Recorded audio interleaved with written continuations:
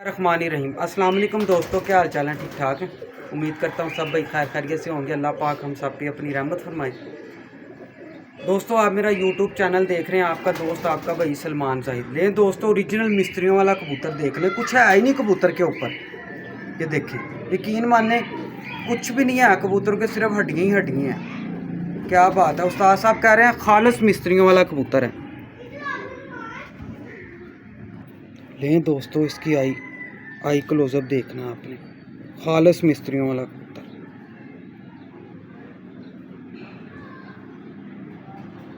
माशाल्लाह माशाल्लाह, क्या बात है। इसके पर का भी शौक करवाते हैं आपको, ये देखें पर इसके, माशाल्लाह।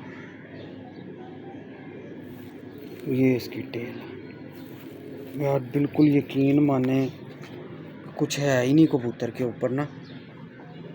क्या बात है, माशाल्लाह। ये देखें दोस्तों,